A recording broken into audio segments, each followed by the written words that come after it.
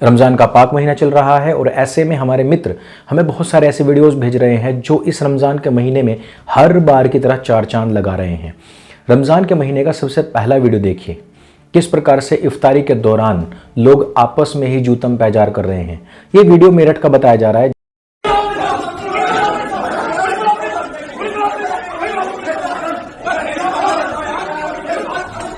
यहाँ पर इफ्तारी में परोसे जाने वाले खाने को लेकर के इन दीनी भाइयों में सब कुछ शांतिपूर्ण चल रहा है और इसी तरीके का एक और वीडियो हमारे सामने आया है।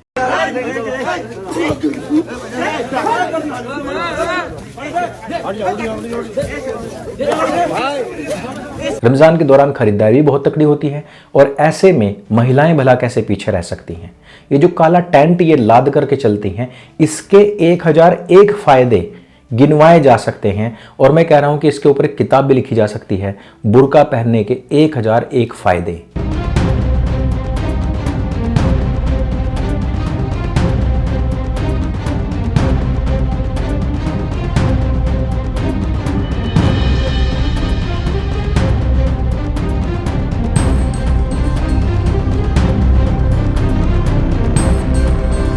और चोरी सिर्फ मार्केट से ही क्यों हो, मस्जिद के बाहर एक से एक जूते चप्पल निकले होते हैं।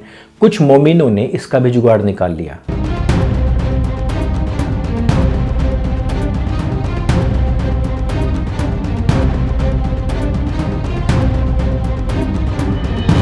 लेकिन रमजान का महीना हो और आयत संख्या 95 के ऊपर अमल ना हो, ऐसा कैसा मुसलमान।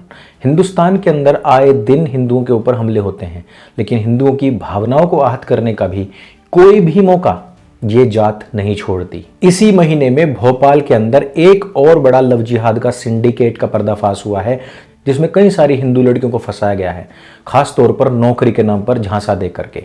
उन लड़कियों को बाद में अपने साथियों तक के साथ बांटा गया। आफरीन और अमरीन ने भोपाल में लेडी गैंग बनाया। गैंग के निशाने पर गरीब हिंदू लड़कियां रहती थीं। उनको पैसों का लालच देकर काम के लिए बुलाया जाता, लेकिन बहाने से उनको आफरीन और अमरीन अहमदाबाद और मुंबई के रईस लोगों के पास सप्लाई करती। अहमदाबाद में शादी में भजन चल रहे थे। इस पर मुसलमानों ने पवित्र रमजान के महीने में हक अदा करते हुए हिंदुओं के इस पूरे के पूरे समारोह को ही तहस नहस कर दिया।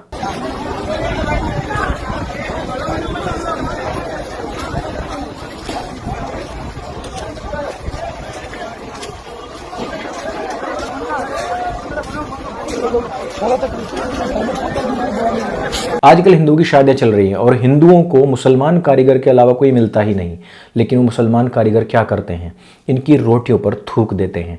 अब एक मोमिन पकड़ा गया।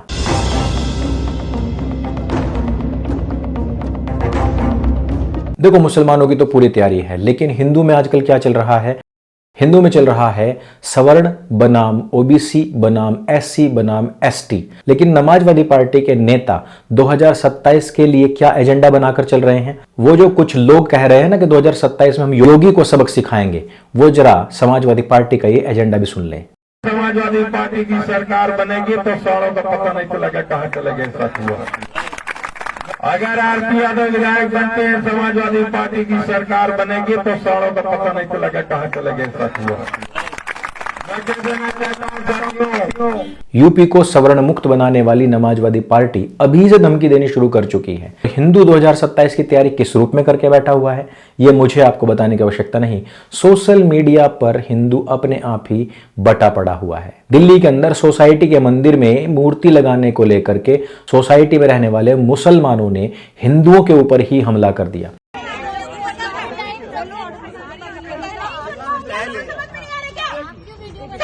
क्यों नहीं सुनना? मतलब मैं पागल हूँ क्या? इतने लोगों को मैं सुन सकती हूँ? आप लोग पागल हो क्या? पढ़े लिखे हो, वेल एजुकेटेड हो, क्या एजुकेशन है आपकी? नहीं रहेगी मूर्ति यहाँ पे, प्रॉपर परमिशन। अब ऐसी बहुत सारी सोसाइटीज हैं जहां पर दोनों संयुक्त रूप से रहते हैं और खास तौर पर जहां पर भी मुसलमान एक बार घुस जाता है, पूरी की पूरी सोसाइटी का डीवैल्यूएशन हो जाता है। वहां पर आपकी प्रॉपर्टी के दाम बढ़ते नहीं, बल्कि लगातार नीचे गिरने शुरू हो जाते हैं। यहाँ पे 800 हिंदू परिवारों के पलायन की खबरें सामने आती रहती है, सही है क्या? बिल्कुल सही है। हम इतने परेशान हैं कि ये पीछे हमारे पूरा एरिया खाली हो गया, सब मुसलमान को दे के जा रहे हैं। हम दिन में भी गेट बंद करके रहना पड़ता है हमको।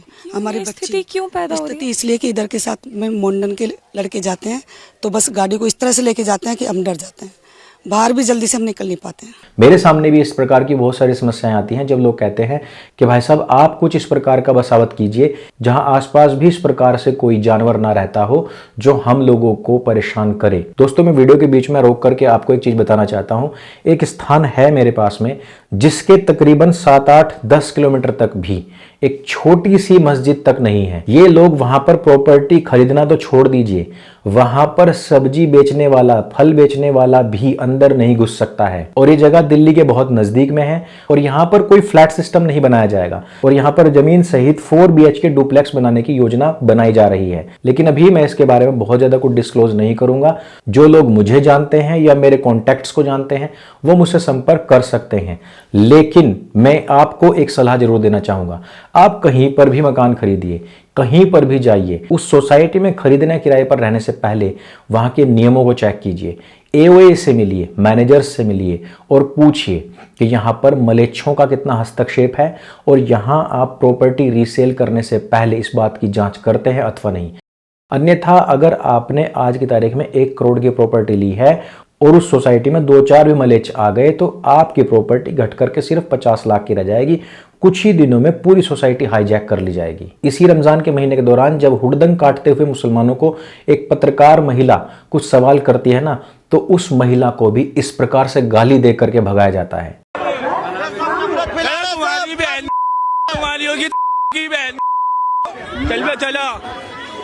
हाँ, ला दे माइक, छोड़ो माइक छोड़ो। मैं लड़की हूँ, मेरे साथ सरेआम इतने सारे लड़के बदतमीजी कर रहे हैं। सरेआम आप देख रहे कि ये इनकी गुंडागर्दी है। अभी मुझे गाली भी दी, माइक मेरा पकड़ के खींच लिया, आके यहाँ पे इतने सारे प्लानिंग के साथ में आए हुए हैं। और इसी हुड़दंग के शोर में एक बार फिर से हिंदुओं को 15 मिनट की चुनौती देने और उनको मारने की धमकियां दोहराई भी जाती हैं।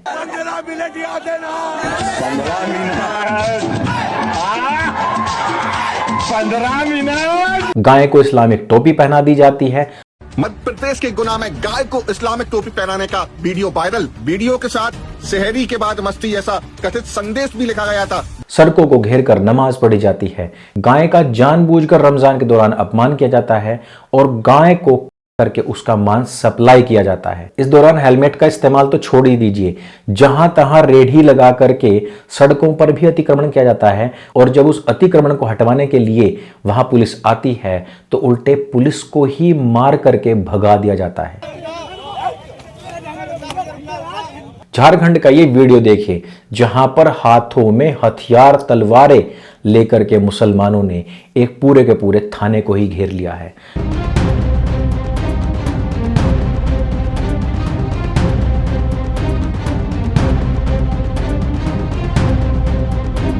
लेकिन इसमें क्या कर सकते हैं जरा आप ही बताइए। उत्तर प्रदेश की सरकार को छोड़कर के सारी की सारी सरकारें इस समय पर मलेच्छों के सामने नतमस्तक हैं। मैं इस बात को कहने में बिल्कुल भी नहीं हिचकता कि गुजरात और मध्य प्रदेश में भाजपा की सरकार पिछले 20 सालों से है और इन 2 स्थानों पर इस समय पर हिंदुओं के ऊपर सबसे ज्यादा हमले हो रहे हैं, जिसके बारे में मैंने बहुत पहले चेताया था। तकरीबन 2017 में चेता दिया था, आज से तकरीबन 9 साल पहले, कि इन 2 स्टेट में भयानक हाल होंगे क्योंकि अभी ये अपनी जनसंख्या और ताकत बढ़ा रहे हैं। एक दिन देख लेना, इन 2 स्टेट को सबसे पहले अपने कब्जे में लेने का कार्य मलेच्छ लोग करेंगे।